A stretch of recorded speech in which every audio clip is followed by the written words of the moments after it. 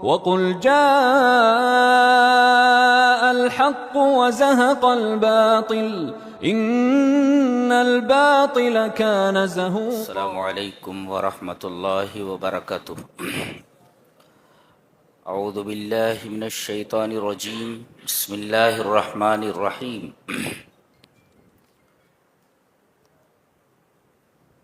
ربما يود الذين كفروا لو كانوا مسلمين ذرهم يأكلوا ويتمتعوا ويلههم الأمل فسوف يعلمون. 14ویں پارے کا تفسیری خلاصہ پیش کیا جا رہا ہے. پارے کی ابتدا میں فرمایا گیا کہ دنیا میں جن لوگوں نے کفر کیا ہے یہ تمنا کریں گے کہ کاش یہ مسلمان ہوتے.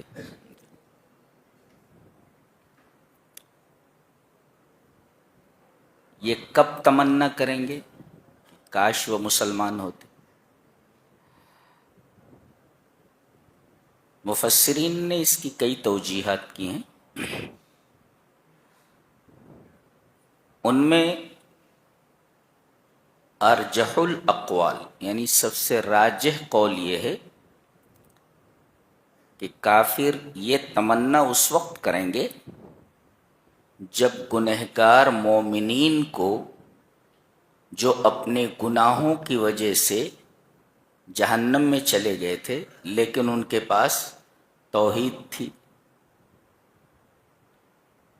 ان کو جب جہنم سے نکال کر جنت میں داخل کیا جائے گا اس وقت یہ تمنا کریں گے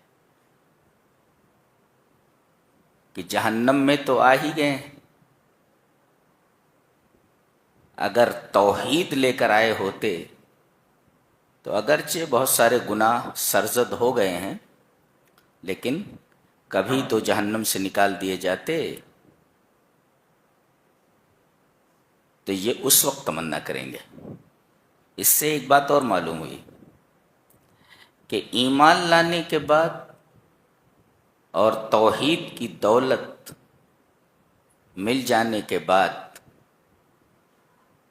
آدمی گناہوں میں ملوث رہے یا اس سے بعض گناہ ایسے صادر ہو جائیں کہ جن گناہوں کی وجہ سے جنت میں اس کا دخول اولی نہ ہو سکے بلکہ پہلے جہنم میں ڈالا جائے پھر ایک مدت کے بعد اس کو نکال کر جنت میں ڈالا جائے توحید کی وجہ سے. اس وقت یہ تمنا کریں گے. اس کے بعد ایک بات بتائی جا رہی ہے کہ اگر یہ 3 چیزیں آدمی کی زندگی کا محور بن جائیں تو اس کا انجام بہت ہی خراب ہوتا ہے. وہ 3 چیزیں کیا ہیں؟ عقل، کھانا، یہ زندگی کا مقصد ہو جائے ایک. وَيَتَمَتَّعُ تمتع ٹو انجوائے، تو یہ یاکل ٹو ایٹ، تمتع ٹو انجوائے، وَيُلْهِهِمُ الْأَمَلُ اور مستقبل میں لمبی چوڑی آرزویں کرنا. خالی کھانا زندگی کا مقصد، وَيَتَمَتَّعُ اور انجوائے کرنا یہ زندگی کا مقصد ہو، اور فیوچر کے لیے لمبے لمبے پلان بنانا.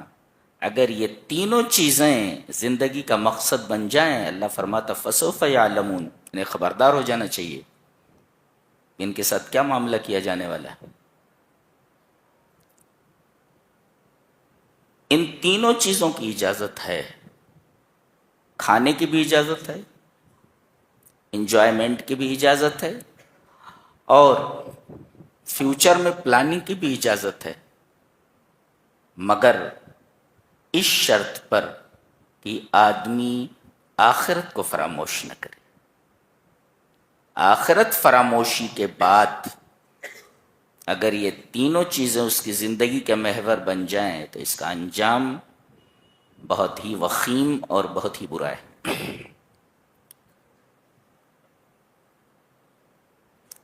اس کے بعد قرآن حکیم کے بارے میں فرمایا گیا کہ ہم نے اس کتاب کو نازل کیا ہے اور ہم ہی اس کی حفاظت کرنے والے ہیں. یہ واحد کتاب ہے دنیا کی کہ اس کے اندر باطل نہ آگے سے اب تک آ سکا ہے، نہ پیچھے سے، نہ دائیں سے، نہ بائیں سے. علی وجہ القطع جزمن یہ کہا جا سکتا ہے کہ اس کتاب کے اندر کوئی بھی تغیر، کوئی بھی تبدیلی، کوئی بھی تحریف نہیں ہوئی ہے. جیسی یہ نبی پر اتری تھی ویسی ہی آج ہمارے ہاتھوں میں ہے. اتنی مستند کتاب ہے یہ. ایک مفسر کہتا ہے کہ قرآن حکیم کو روح کہا گیا ہے. سمی القرآن روحا، قرآن حکیم کو روح کہا گیا ہے. کیوں؟ اس لیے کہ غذا کی دو قسمیں ہوتی ہیں. ایک غذاء للجسم کہ آدمی بھوکا ہوتا ہے تو جسم غذا مانگتا ہے، ایسے ہی قرآن حکیم روح کی غذا ہے. روح بھوکی ہوتی ہے تو اسے قرآن چاہیے. ہم خالی جسم کے تقاضے کو پورا کرتے ہیں، روح کے تقاضے پر کبھی ہم نے دھیان دیا ہے کہ روح بھوکی ہے، اس کو بھی کھانا چاہیے. تو روح کی غذا کیا ہے؟ قرآن.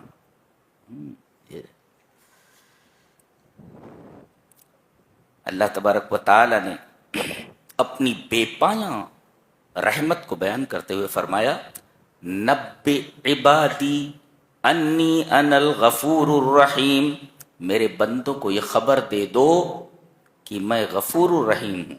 اچھا، وَأَنَّ عَذَابِي هُوَ الْعَذَابُ الْأَلِيمُ، اور میرا عذاب دردناک عذاب ہے. دیکھیے، پہلے اللہ تبارک و تعالی نے اپنی صفت غفور اور صفت رحیم کا ذکر فرمایا، مغفرت کو اور رحمت کو ذکر فرمایا، اور پھر اس کے بعد یہ بتایا کہ میرا عذاب دردناک عذاب ہے. پہلا سوال تو یہ ہے کہ پہلے اللہ نے اپنے رحم کو ذکر کیا ہے، پھر اس کے بعد عذاب کا تذکرہ فرمایا ہے.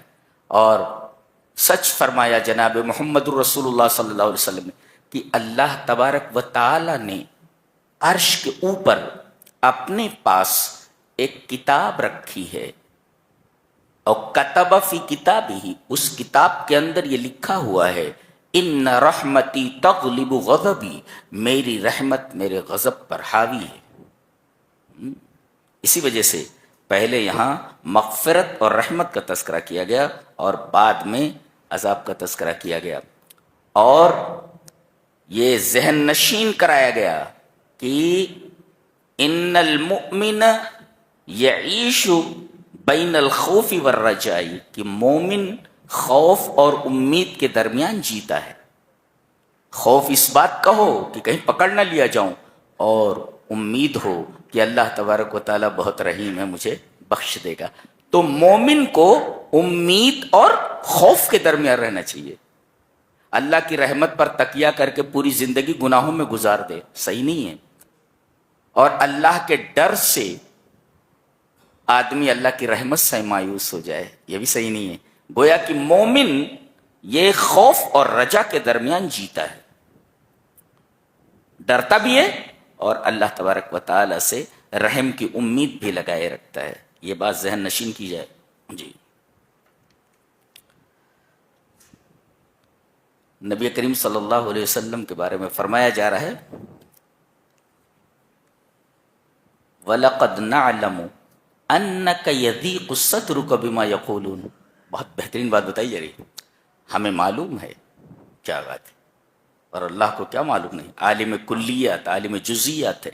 ہمیں معلوم ہے انک یضیق صدرک بما یقولون، یہ جو آپ کا مذاق اڑاتے ہیں، آپ کو برا بھلا کہتے ہیں، اس سے آپ کو دلی تکلیف ہوتی ہے. ہمیں معلوم ہے آپ کو یہ برا بھلا کہتے ہیں، آپ کا مذاق اڑاتے ہیں، استہزاء کرتے ہیں، تمسخر کرتے ہیں، ہمیں اس کا علم ہے. اور اس کی وجہ سے آپ دلی درد اور دلی تکلیف محسوس کرتے ہیں تو ایک کام کیجئے، فسبح بحمد ربک وکن من الساجدین، دو چیزوں کو خصوصی طور پر لازم پکڑیں. ایک تو اللہ کی تسبیح اس کے حمد کے ساتھ، جب بھی جی گھبرائے، دل پریشان ہو تو سبحان اللہ و بحمدہ کثرت سے پڑھنا چاہیے. یہ بتایا گیا ھذا یخفف عنک الم النفس، یہ چیز آپ سے آپ کی دلی تکلیف کو ہلکا کر دے گی، دور کر دے گی. اس میں تعلیم دی گئی ہے ہم مسلمانوں کو کہ جب بھی ہمارا دل پریشان ہو تو سبحان اللہ و بحمدہ کا کثرت سے ورد کریں، کثرت سے یہ پڑھیں. اور دوسرے وکم من الساجدین، اور زیادہ سے زیادہ سجدے کریں، نمازوں میں لگ جائیں. اور ایک عام بات بتائی گئی، عبادت کا یہ سلسلہ موت تک چلنا چاہیے. وَاعْبُدْ رَبَّكَ حَتَّى يَأْتِيَكَ الْيَقِينُ، اپنے رب کی عبادت کیجئے یہاں تک کہ آپ کے پاس موت آ جائے. موت کو یقین کہا گیا ہے. موت سے زیادہ یقینی چیز کون ہے؟ کسی سے بھی پوچھو مرنا ہے بتا دے گا I have to die، مرنا ہے. تو گویا کہ سب سے یقینی چیز اگر کائنات کے اندر کوئی ہو سکتی ہے تو موت ہے. اچھا، نبی کریم صلی اللہ علیہ وسلم کا مذاق کس طرح اڑایا جاتا تھا جس کی وجہ سے آپ کو دلی کوفت ہوتی تھی، دلی تکلیف ہوتی تھی. جی کچھ قسمیں یہاں بیان کی گئی، عجیب طریقے کا استہزاء ہے. کہتے ہیں وَقَالُوا يَا أَيُّهَا الَّذِي نُزِّلَ عَلَيْهِ الذِّكْرُ إِنَّكَ لَمَجْنُونَ لَوْ مَا تَأْتِينَا بِالْمَلَائِكَةِ إِن كُنتَ مِنَ الصَّادِقِينَ. یہ آپ کا نام نہیں لیتے تھے، کہتے اے وہ جس کے اوپر قرآن نازل ہوا ہے. اس کا مطلب یہ ہوا جیسے وہ آپ کو پہچانتے ہی نہیں ہیں، آپ کا نام ہی نہیں معلوم نہیں ہے، بغیر نام کے پکارتے دو اے وہ. دیکھو یا ایھا الذی، اے وہ آدمی، لا یعرفون اسمہ ولا یعرفونہ، جیسے نبی کو پہچانتے ہی نہیں اور نبی کا نام نہیں جانتے ہیں، بغیر نام کے پکارنا او، یہ ایک طریقے کا مذاق ہے. اے وہ شخص جس کے اوپر قرآن نازل ہوا ہے، یہ مذاق کا ایک انداز تھا. دوسرے انک لمجنون، تم پاگل ہو، تم پاگل ہو. اور تیسرے لو ما تاتینا بالملائکہ، ہمارے پاس فرشتے کیوں نہیں لے آتے؟ عذاب کے فرشتے لے آؤ، ہمیں مٹا دو. ان کنت من الصادقین، اگر تم سچے ہو، یعنی تم جھوٹے بھی ہو. اے وہ جس کے اوپر قرآن نازل ہوا ہے، کسی کا نام لے کر نہ پکارنا، اس کی توہین ہے، مذاق ہے. اور دوسرے یہ کہنا کہ تو پاگل ہے، یہ بھی طریقے کا استہزاء ہے، مذاق ہے. اور دوسرے کہنا ہے کہ ان کنت من الصادقین، اگر تم سچے ہو یعنی تم جھوٹے ہو اپنی بات. یہ استہزاء کے طریقے بتائے گئے کہ مذاق کیسے اڑاتے تھے.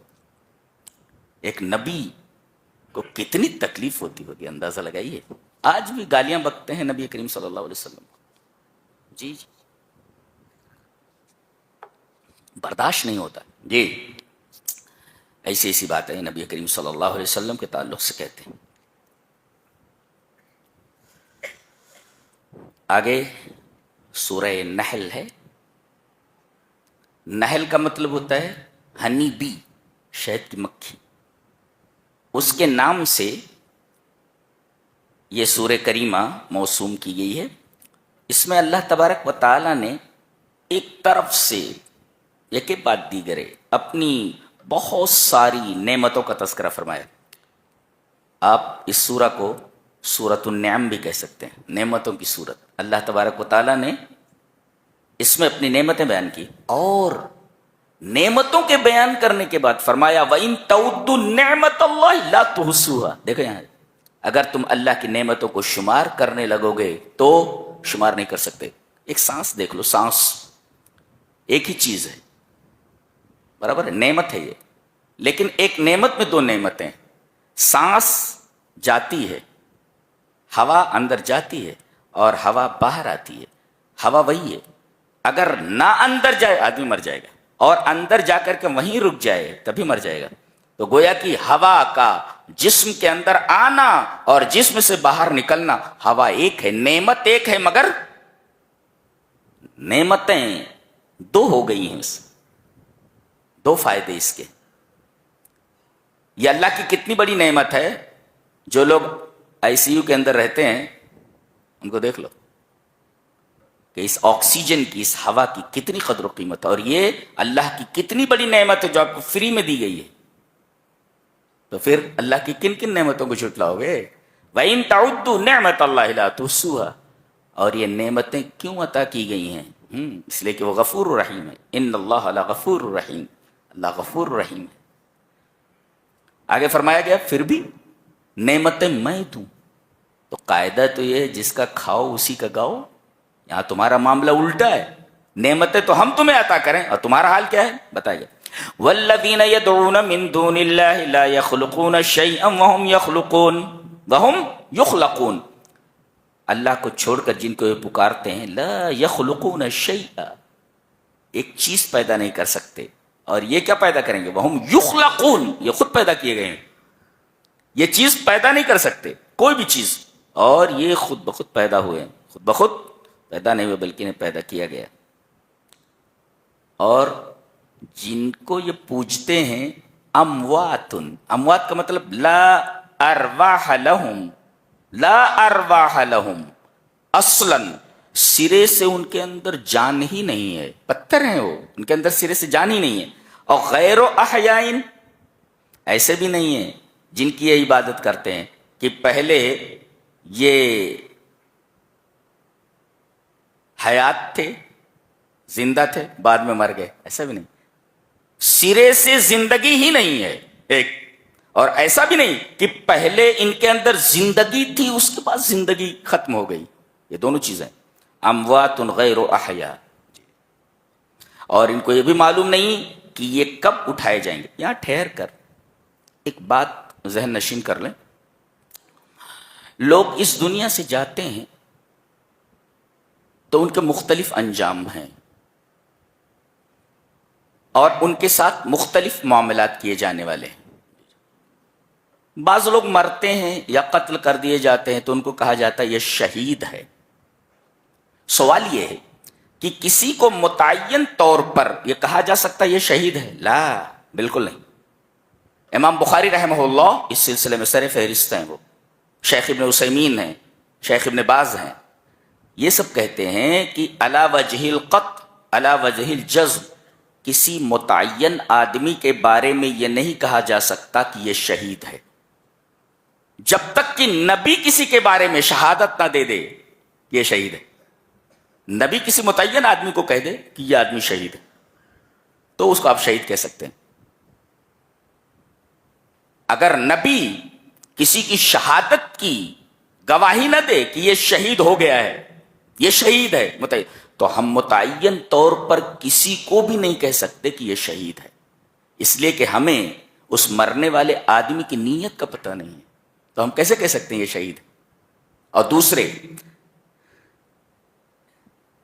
ایک قاعدہ یاد رکھیں، وان ابن عباس رضی اللہ تعالی عنہما قال قال رسول اللہ صلی اللہ علیہ وسلم من سب اصحابی فعلیہ لعنت اللہ والملائکۃ والناس اجمعین۔ حضرت ابن عباس فرماتے ہیں کہ نبی اکرم صلی اللہ علیہ وسلم نے ارشاد فرمایا کہ جو میرے صحابہ کو گالی دے، برا بھلا کہے، حضرت صدیق کے بارے میں کہے کہ ان کے ایمان کو ثابت کرو، وہ ایمان والے ہی نہیں تھے، حضرت عمر کا ایمان ثابت کرو، جو حضرت عائشہ رضی اللہ تعالی عنہا کو گالی دے، تو من سب اصحابی، جو میرے صحابہ کو برا بھلا کہے، فعلیہ لعنت اللہ والملائکۃ والناس اجمعین، اس پر اللہ کی لعنت ہے، اس پر فرشتوں کی لعنت ہے، دنیا کے تمام انسانوں کی لعنت۔ وہ شہید نہیں ہے، ملعون ہے، وہ اللہ کی لعنت ہے اس کے اوپر۔ ایک بات یہ یاد رکھیں۔ اور دوسرے اللہ نے ارشاد فرمایا وَمَن يَقْتُلْ مُؤْمِنًا مُتَعَمِّدًا فَجَزَاؤُهُ جَهَنَّمُ خَالِدًا فِيهَا، جو کسی مومن کو جان بوجھ کر کے قتل کر دے اس کا بدلہ جہنم ہے اور وہ اس میں ہمیشہ رہے گا۔ ایک مومن کا قتل اتنا بڑا گناہ ہے، اور جو لاکھوں مسلمانوں کا قاتل ہو، اس کا سبب بنا ہو، اس کو شہید کیسے کہا جا سکتا ہے؟ اسے تو قرآن کی زبان میں جہنمی کہا جائے. صحابہ کو برا بلا کہنے والے یہ جب مرے تو ان کو شہید کیسے کہا جا سکتا ہے؟ ان کو تو نبی کریم صلی اللہ علیہ وسلم نے فرمایا کہ ان کے اوپر اللہ کی لعنت ہے، فرشتوں کی لعنت ہے، تمام انسانوں کی لعنت ہے. اور ایک آدمی کا، ایک مومن کا قتل اگر جہنم میں جانے کا سبب ہے، تو جس شخص نے لاکھوں مومنوں کو قتل کیا ہو اس کے اوپر شہید کا اطلاق کیسے ہو سکتا ہے؟ شہید کیسے ہو سکتا ہے؟ لہذا کسی آدمی کو شہید کہنے میں احتیاط برتیں. جب تک کسی کے بارے میں گواہی نہ آ جائے متعین طور پر یہ نہیں کہہ سکتے کہ یہ شہید ہے. اور اب تو گواہی کا سوال ہی پیدا نہیں ہوتا، اس لیے کہ نبی اس دنیا سے چلے گئے، کسی کے بارے میں یہ نہیں کہا جا سکتا، اس لیے کہ گواہی دینے والا ہی نہیں رہ گیا. نبی جب تک گواہی نہ دے کہ متعین طور پر یہ شخص شہید ہے، ہم نہیں کہہ سکتے. اگر کوئی آدمی بلا تحقیق کسی کے بارے میں کہے یہ شہید ہے تو یہ لفظ شہادت کی توہین ہے. شہادت ایک عظیم مرتبہ ہے جی، نبیوں کے بعد صدیقین کے بعد ان کا مقام بہت عظیم ہوتے ہیں. یہ لوگ جو اللہ کی راہ میں اپنا خون بہائیں.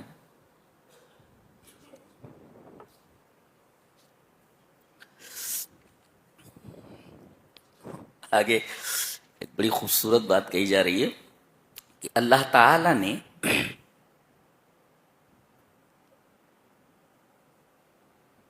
شہد کی مکھی کو وحی کی کہ وہ پہاڑوں سے گھر بنائے، درختوں سے بنائے، اور جو ٹٹیاں لگا دی جاتی ہیں اس کے اوپر گھر بنائے. غور سے دیکھیں، ایحا کا مطلب یہ ہوتا ہے ذہن میں کوئی چیز پلانٹ کر دینا اس کے اندر. تو وحی کا مطلب ہوتا ہے کہ شہد کی مکھی کے اندر ایک ڈیٹا رکھ دیا گیا ہے، اس ڈیٹا کے مطابق وہ کام کرتی ہے. یہ اللہ کی وحی ہے. یہ ڈیٹا رکھ دیا گیا اس کے اندر، اسی کے مطابق کام کرتی ہو. کہاں اسے جانا ہے، کہاں سے لوٹنا ہے، یہ اپنا راستہ نہیں بھول جاتی. سینکڑوں میل اگر چلی جائے تو اپنا چھتہ نہیں بھولتی ہے. اور بالکل اس کا جو سفر ہوتا ہے ایک خاص روٹ میں ہوتا ہے. جیسے ہوائی جہاز کا ایک روٹ ہوتا ہے، اگر اس کا روٹ نہ ہو تو دوسرا ہوائی جہاز سامنے سے آ جائے ٹکرا جائے گا. اس کا ایک روٹ ہوتا ہے چلنے کا. یہ سب وحی ہے. وحی اللہ تبارک و تعالی نے ایک ڈیٹا اس کے ذہن میں رکھ دیا ہے، اس کے اندر رکھ دیا، اس کے مطابق کام کرتی ہے. اچھا، ترتیب جو ہے، پہلے یہ شہد کا چھتہ کہاں بناتی ہے؟ یہ پہاڑوں میں، اور پھر درختوں میں، پھر ٹٹیوں پر. ایک صاحب نے لکھا ہے کہ رتبہ اللہ بحسب اکثریتها فاکثر بیوت النحل فی الجبال ثم فی الشجر ثم فیما یبنیہ بنو آدم لہ. یہ ایک حیرت انگیز بات ہے. کہا کہ جس ترتیب سے یہاں اللہ تبارک و تعالیٰ نے شہد کی مکھی کے چھتہ بنانے کا ذکر فرمایا ہے کہ پہلے پہاڑ کا تذکرہ ہے، تو سب سے زیادہ شہد کی مکھی پہاڑوں پر شہد کا چھتہ لگاتی ہے، سب سے زیادہ بحسب اکثریتها. دوسرے نمبر پہ پیڑوں کے اوپر چھتہ لگاتی ہے. اس کے بعد نمبر آتا ہے کہ جو مکھی پالتے ہیں اور مصنوعی طور پر ان مکھیوں کو پالتے ہیں اور پھر شہد بنواتے ہیں، تو یہ تیسرے نمبر پہ ہے. تو کہہ رہے جس ترتیب سے قرآن حکیم نے ذکر فرمایا ہے بحسب اکثریتها، ایسے ہی ہوتا ہے. اس سے پتہ چلتا ہے کہ یہ انسان کا کلام نہیں ہو سکتا، یہ محمد صلی اللہ علیہ وسلم کا کلام نہیں ہو سکتا. ایک اور جہاں بھی حکم دیا گیا ہے پہاڑ سے گھر بنا، اچھا ثم کلی من کلی ثمرات، تمام پھلوں سے رس کو کھا. اچھا یہ دیکھو ہر جگہ مؤنث کا صیغہ لایا جا رہا ہے. اس کا مطلب یہ ہوا کہ شہد کے چھتے کو بنانے میں جو سب سے بڑا کردار ہوتا ہے وہ جو مؤنث شہد کی مکھی ہوتی ہے وہ ہوتی ہے، سب سے بڑا کردار اسی کا ہوتا ہے، مؤنث کا۔ کسی نے بڑا اچھا لکھا ہے کہ ہذا یلمح الی ان دور المرأة السیاسی فی بناء الحضارہ، کسی تہذیب کی تعمیر میں عورت کا بہت ہی زبردست اور بنیادی رول ہوتا ہے۔ جس قوم کی عورتیں خراب ہو جائیں اس قوم کی تہذیب اور تمدن یہ بگڑ جاتا ہے۔ تو گویا کی تہذیب و تمدن کی تعمیر میں عورتوں کا ایک شاندار رول ہوتا ہے۔ دیکھو پورے چھتے کے اوپر حکومت اسی رانی کی ہوتی ہے، اسی وجہ سے اللہ تبارک و تعالی نے کہا اس میں مین کردار عورت کا ہوتا ہے، مین کردار عورت کا ہوتا ہے، اس میں کوئی خاص کردار نر شہد کی مکھی کا نہیں ہوتا۔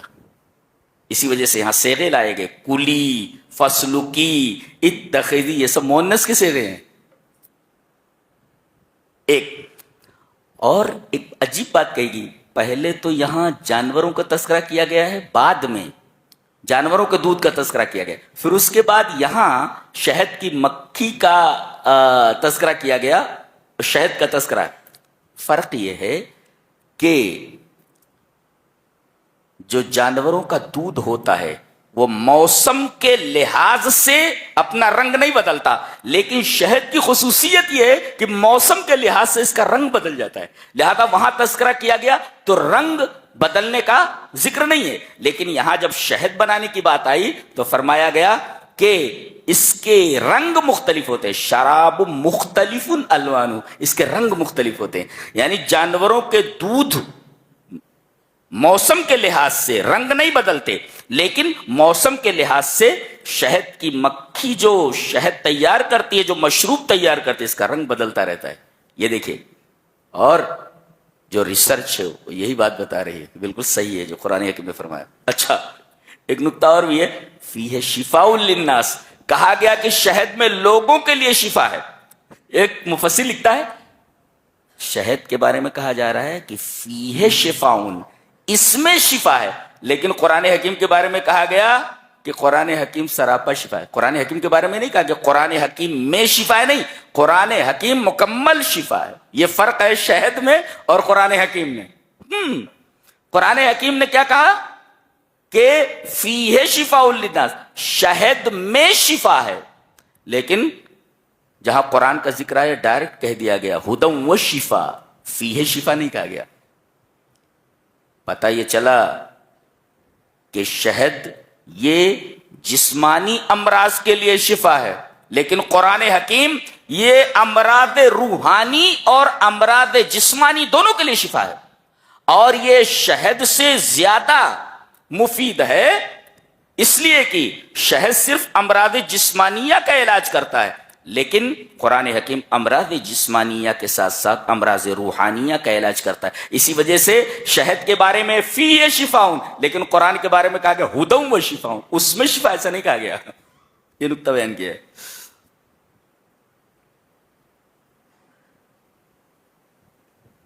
اوپر دیکھیں وَإِنَّ لَكُمْ فِي الْأَنْعَامِ لَعِبْرَةً، تمہارے جو جانور ہیں گائے، بھینس، بیل، بکری، یہ سب، نسقیکم مما فی بطونہ، ہم گائے، بیل، گائے، بھینس اور بکری وغیرہ یہ جتنے ہیں ان سے جو دودھ نکلتا ہے وہ کیسے نکلتا ہے، دیکھو بتایا۔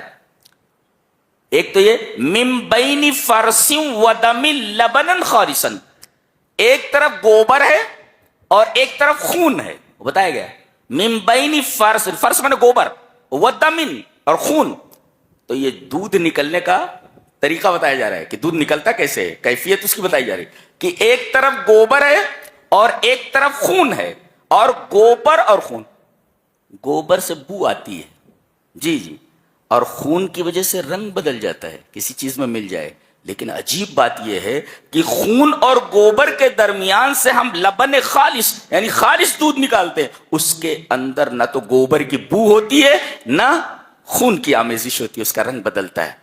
اللہ اکبر، یہ کتنی حیرت انگیز بات ہے. یہ کوئی امی بول سکتا ہے؟ یہ تو وہی کہہ سکتا ہے جس نے گائے کو بنایا ہے، جس نے بھینس کو بنایا ہے، جس نے بکری کو بنایا ہے، وہی وہ یہ کہہ سکتا ہے. اور بلڈ سرکولیشن کا یہ معاملہ، یہ کیفیت بہت بعد میں ایجاد ہوئی ہے. اس سلسلے میں سب سے پہلا کام ولیم ہاروے نے کیا ہے. اس نے بلڈ سرکولیشن کے بارے میں جو نظریہ پیش کیا ہے کہ دوران خون کیسے ہوتا ہے، نظام دوران خون، بلڈ سرکولیشن کے بارے میں ولیم ہاروے نے سب سے بڑا کام کیا. اور اس سے پہلے ایک مسلم سائنسدان ابن نفیس، اس نے تو بلڈ سرکولیشن کے بارے میں کہا. اس نے پلمونری جو سرکولیشن ہوتا ہے، یعنی پھیپھڑے کے ذریعے بدن کے اندر جو خون جاتا ہے، اس پر جو تحقیق پیش کی ہے، ایک زبردست تحقیق ہے، ایک سائنسی دریافت ہے ابن نفیس کی. کیا بات ہے. تو وَإِنَّ لَكُمْ فِي الْأَنْعَامِ لَعِبْرَةً نُسْقِيكُم مِّمَّا فِي بُطُونِهِ مِن بَيْنِ فَرْثٍ وَدَمٍ لَبَنًا خَالِصًا صَائِغًا لِّلشَّارِبِينَ. اس طریقے سے ہم تمہیں دودھ عطا کرتے ہیں. اچھا، ایک حیرت انگیز بات یہ بھی ہے کہ ہنی بھی جو ہے ایک چھوٹا سا کیڑا ہے. اللہ نے اس کے لیے کہا اس کے پیٹوں سے ہم نکالتے ہیں.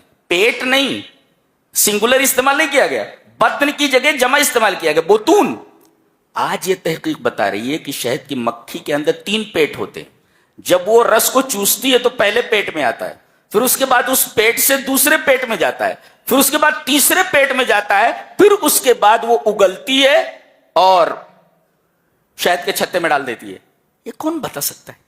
یہ تحقیق ہے یہ کہ اس کے 3 پیٹ ہوتے ہیں، اسی وجہ سے. اور جمع کا اطلاق کم سے کم 3 کے اوپر ہوتا ہے. یہاں بتایا گیا فی بطونی. اچھا، ایک لفظ یہاں اور استعمال کیا، کلی، کھا. چوس نہیں کہا گیا، ایک چوسنا اور ایک کھا لینا. ہم لوگ کیا سمجھتے تھے پہلے کہ یہ جاتی ہے پھول سے رس چوستی ہے اور منہ میں لیے رہتی ہے، اس کے بعد لا کر کے شہد کے چھتے میں ڈال دیتی ہے. ایسا نہیں ہے، بلکہ اس رس کو وہ پی جاتی ہے، کھا لیتی ہے اس کو، اور کھانے کے بعد اس کو پھر باہر نکالتی ہے. یعنی اندر ایک کیمیاوی تعامل ہوتا ہے جی، ایک کیمیکل ایکشن ہوتا ہے اندر جی، اور اس کیمیاوی تعامل کی وجہ سے شہد بنتا ہے. چوس کر کے آئی ویسے ہی نہیں ڈال دیتی، بلکہ پہلے پیٹ سے دوسرے پیٹ، دوسرے پیٹ سے تیسرے پیٹ. یہ کیمیاوی تعامل جب ہوتا ہے تب شہد تیار ہوتا ہے، اس کے بعد وہ شہد کے چھتے میں ڈالتی ہے. یہ ہے شہد بننے کا نظام. اور اللہ نے فرمایا اس کے اندر لوگوں کے لیے شفا ہے. وَأَوْحَىٰ رَبُّكَ إِلَى النَّحْلِ أَنِ اتَّخِذِي مِنَ الْجِبَالِ بُيُوتًا وَمِنَ الشَّجَرِ وَمِمَّا يَعْرِشُونَ ثُمَّ كُلِي مِن كُلِّ الثَّمَرَاتِ فَاسْلُكِي سُبُلَ رَبِّكِ ذُلُلًا يَخْرُجُ مِن بُطُونِهَا شَرَابٌ مُخْتَلِفٌ أَلْوَانُهُ فِيهِ شِفَاءٌ لِلنَّاسِ. یہ کون سمجھتا ہے؟ بتایا گیا إِنَّ فِي ذَلِكَ لَآيَةً لِقَوْمٍ يَتَفَكَّرُونَ. یہ ان لوگوں کے لیے نشانی ہے جو غور و فکر کرتے ہیں. غور و فکر کرنے والوں نے ہمیں بتا دیا ہے یہ کیا چیز. تو اوپر جانوروں کا تذکرہ ہے جو دودھ دیتے ہیں، اور اس کے بعد تذکرہ ہے شہد کی مکھی کا. اور دونوں انتہائی مفید چیزیں، دودھ اور شہد. یہ اللہ تبارک و تعالیٰ نے اپنی حکمتیں بتائی ہیں جی، اپنی قوت بتائی، اپنی عظمت بتائی ہے. اور چونکہ اس سورہ کے اندر اللہ تبارک و تعالیٰ نے اپنی نعمتوں کا تذکرہ فرمایا ہے، تو تمام نعمتوں کے بیان کرنے کے ساتھ ساتھ یہ بھی بڑی نعمتیں تھیں، دودھ اور شہد. لہذا اللہ تبارک و تعالیٰ نے ان بڑی نعمتوں کا بھی ذکر فرما دیا اور بننے کی کیفیت بھی بتا دی، جس سے پتہ چلتا ہے کہ اللہ تبارک و تعالی کتنا عظیم ہے اور کس قدر بعظمت ہے. ایک آیت کریمہ دیکھیے توحید پر ہے،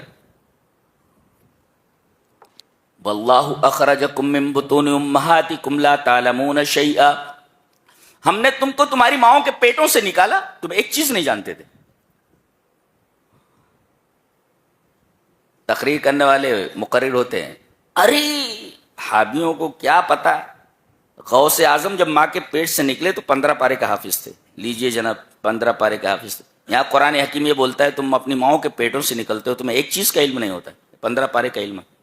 تو قرآن حکیم یہ بولتا ہے کہ کوئی بھی بات کہی جائے تو اسے مجھ پر پیش کرو، یہاں سے اوکے ہو جائے تو ایکسپٹ اٹ، اور ریجیکٹ ہو جائے تو ریجیکٹ اٹ۔ ہاں، مولوی کی ہر بات سن کر کے اسے وحی کی طرح تسلیم نہیں کیا جاتا جی۔ اس کے بعد ایک بڑی پیاری آیت ہے، گوئی شریعت پوری کی پوری اس کے اندر آ گئی ہے، متوجہ ہو جائیے، ہم اس پر بحث کرنا چاہیں گے۔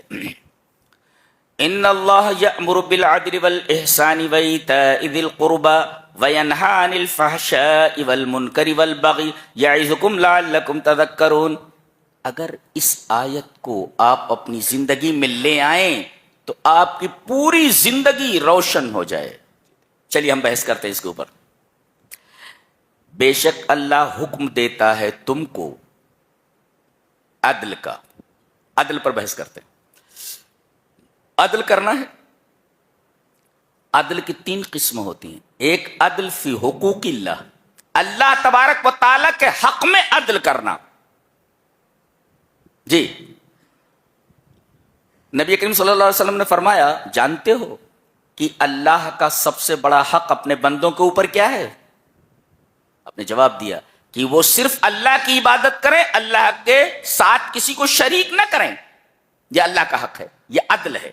اللہ کے حقوق میں عدل کرنا، اور اللہ کے تمام حقوق میں سب سے بڑا حق یہ ہے اس میں عدل کیا جائے کہ اس کے ساتھ کسی کو شریک نہ کیا جائے اور صرف اس کی عبادت کی جائے۔ عدل فی حقوق اللہ۔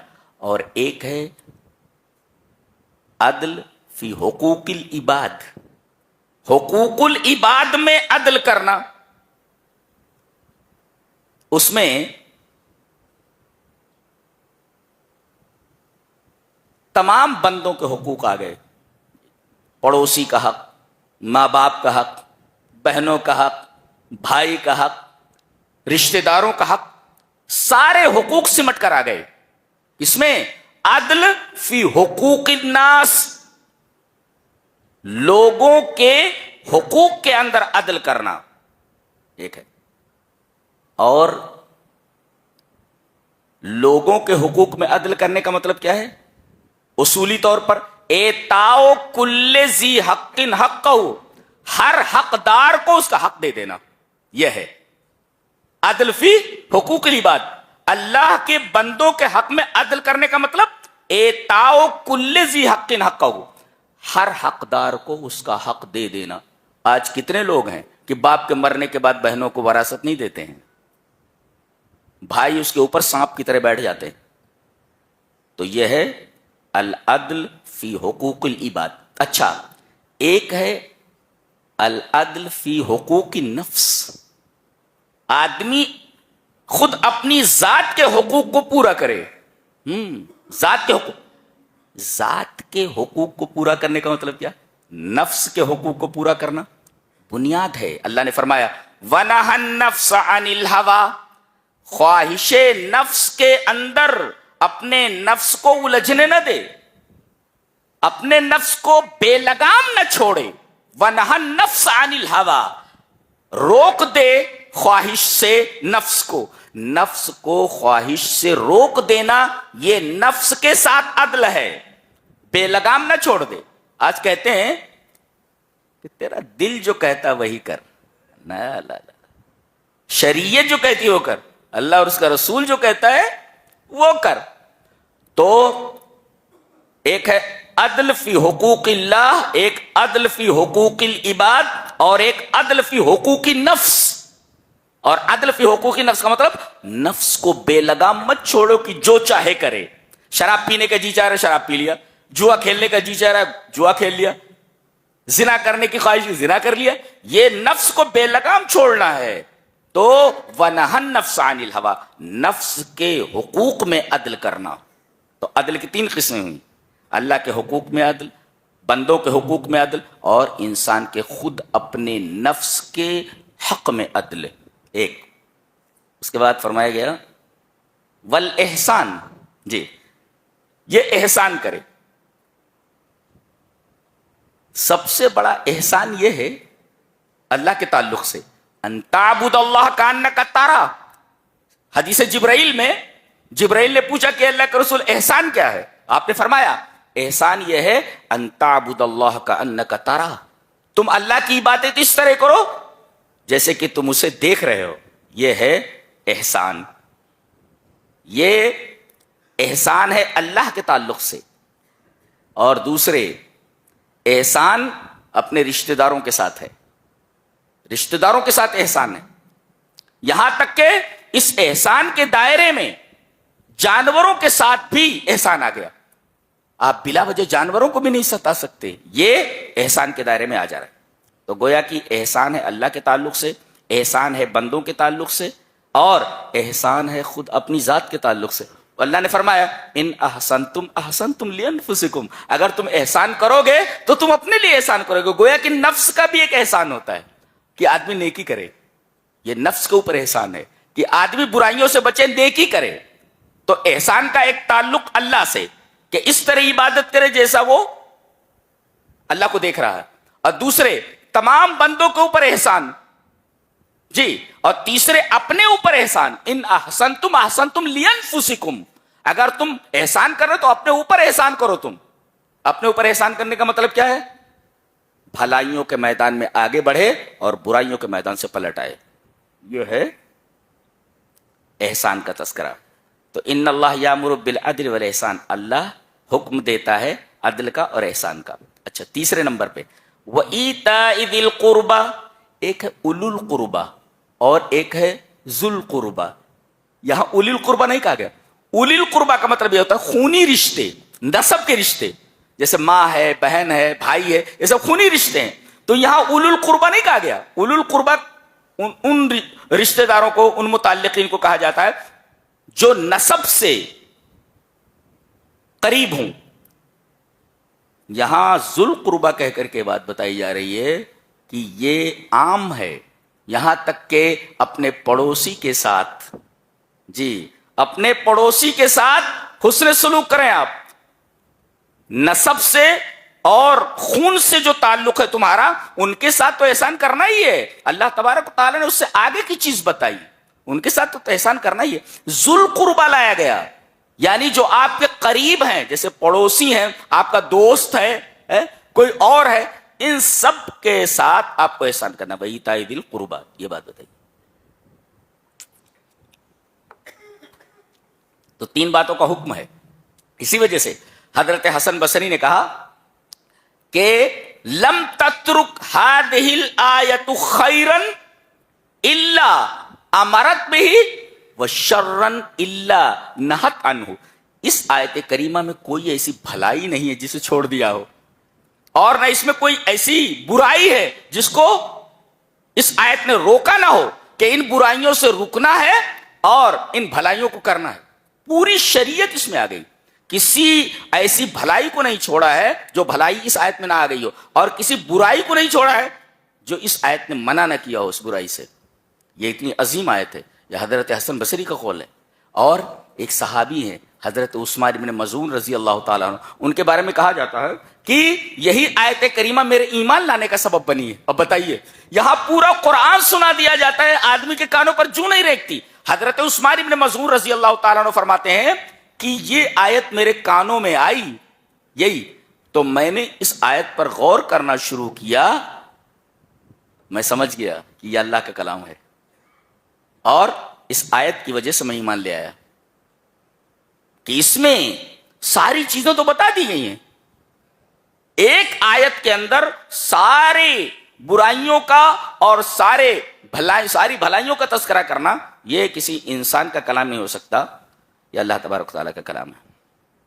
तो तीन चीजें आपको करना है, एक अदल करना है, एहसान करना है, और करीबी लोगों का हक अदा करना है, एक है। ये तीन चीजें आपको करना है, और तीन चीजों से रुकना है। तीन चीजें करना है और तीन चीजों से रुकना है। करना क्या है? अदल, एहसान और रिश्तेदारों का ख्याल रखना, ये तीन है। और मना किस चीज से किया है? वयनहा अनिल फहशाई वल मुनकरी वल बगी। क्या बात है! फहशा का मतलब होता है, यक़ूलुल बैज़ावी हियल इफ़रातु फी मुताबातिल क़ुव्वा शहविय्या का ज़िना। وہ کہتے ہیں جنسی جذبات کی بے اعتدالی سے جو چیز وجود میں آئے، جو گناہ وجود میں آئے، جنسی جذبات کی بے اعتدالی سے جو گناہ وجود میں آئے اسے فحشا کہتے ہیں. کیا مطلب؟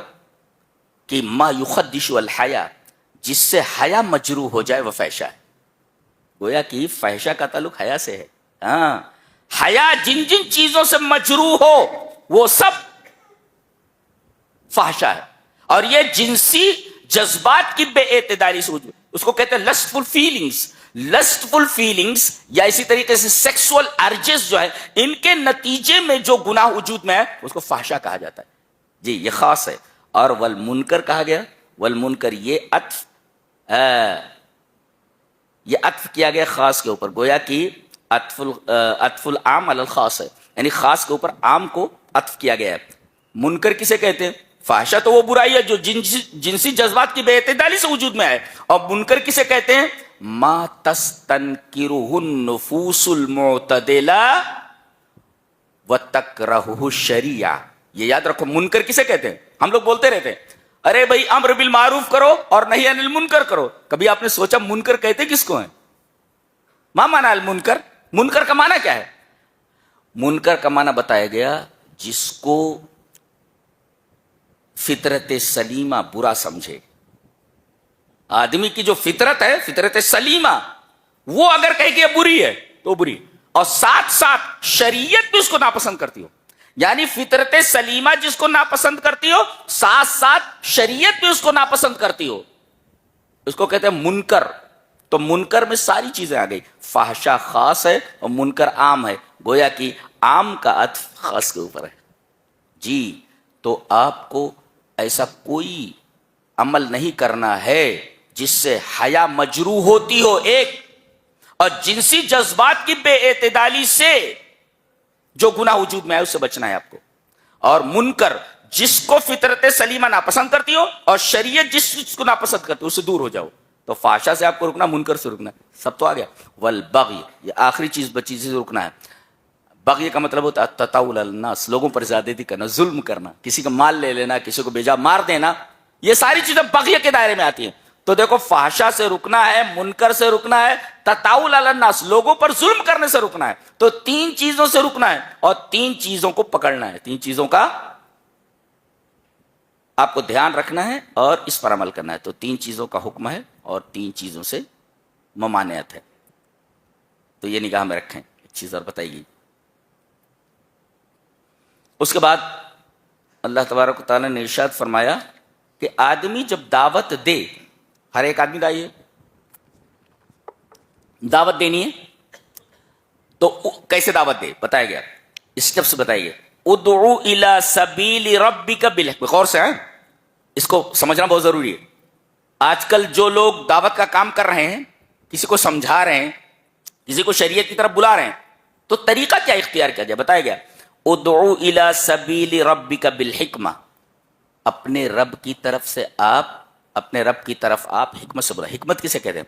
علامہ ابن قیم نے مدارج السالکین کے اندر لکھا ہے فعل ما ینبغی علی الوجہ الذی ینبغی فی الوقت الذی ینبغی. اس کو کہتے ہیں حکمت. یعنی مناسب کام مناسب طریقے پر مناسب وقت میں کرنا، اس کو کہتے ہیں حکمت. کتنی بڑی بات کہی. فعل ما ینبغی علی الوجہ الذی ینبغی فی الوقت الذی ینبغی. مناسب کام مناسب طریقے پر مناسب وقت میں کرنا، یہ حکمت ہے. اب کوئی آدمی لوٹا لیے باتھ روم کے لیے جا رہا ہے، اب آپ اسے روکیں، بھائی کھڑا ہو جا، بھائی کیا کرنا ہے، باتھ روم جا رہا ہوں. نہیں مجھے کچھ شریعت کی باتیں بتانی ہے. غلط ہے یہ صرف وقت صحیح نہیں ہے، وقت مناسب نہیں ہے. تو تین چیزوں کا دھیان رکھنا ضروری ہے. حکمت کے دائرے میں تینوں چیزیں کیا؟ فعل ما ینبغی، مناسب کام، علی الوجہ الذی ینبغی، مناسب طریقے پر، اور فی الوقت الذی ینبغی، مناسب وقت میں. اگر یہ تینوں چیزیں پائی جا رہی ہیں تو وہ حکمت ہے. جی تو یہ ہے حکمت. حکمت کے ساتھ بلائیے آپ. اور دوسرا طریقہ ہے والموعظۃ الحسنہ. والموعظۃ الحسنہ کا مطلب یہ ہے کہ ایسی بات اس کے سامنے رکھیں کہ ما یرق بہ القلب، جس کی وجہ سے آدمی کا دل نرم ہو جائے. تو موعظت حسنہ کسے کہتے ہیں؟ هو الکلام الذی تلین لہ القلوب. ایسا کلام جس سے آدمی کا دل نرم ہو جائے سن کر کے. یہ دعوت کا دوسرا اسٹیپ ہے. غصے میں یا جذبات میں آ کر کے غیر مناسب طریقے پر اس سے گفتگو کرنا، یہ موعظت حسنہ کے خلاف ہے. تو ایک تو حکمت اور دوسرے موعظت حسنہ. موعظت حسنہ کا مطلب کیا؟ ایسی بات اس کے سامنے رکھنا. هو الکلام الذی تلین لہ القلوب. بات ایسی رکھنا جس سے اس کا دل نرم ہو جائے. یہ ہے موعظت حسنہ. اور تیسرے، اگر ضرورت پڑ جائے تو وجادلہم باللتی ہی احسن. مناظرہ کرو، بحث کرو. یہ جادلہم باللتی احسن، یہ مجادلہ کیا ہوتا ہے؟ مجادلے کا مطلب ہوتا ہے الدلیل بالدلیل. الدلیل بالدلیل غیر فظ ولا غلیظ. یہ طریقہ ہے کہ دلیل کا جواب دلیل سے دو. کیا آپ بھی اکثر بنا وجہ اداس، تھکا ہوا یا بہت کمزور محسوس کرتے ہیں؟ رکیے، دوائیوں کی طرف بھاگنے سے پہلے ہمارے نبی صلی اللہ علیہ وسلم کا بتایا ہوا یہ خاص نسخہ آزمائیں. اسے تلبینہ کہتے ہیں. صحیح بخاری کی حدیث ہے کہ تلبینہ بیمار کے دل کو سکون دیتا ہے اور غم کو دور کرتا ہے. اور آج سائنس کیا کہتی ہے؟ جو یعنی بارلی میں ایسے نیوٹرینٹس ہوتے ہیں جو آپ کے برین میں ہیپی ہارمونز بڑھاتے ہیں. یہ ڈپریشن اور کمزوری کا قدرتی علاج ہے. تو آج ہی اس سنت طریقے کو اپنائیں، صحت بھی پائیں اور ثواب بھی.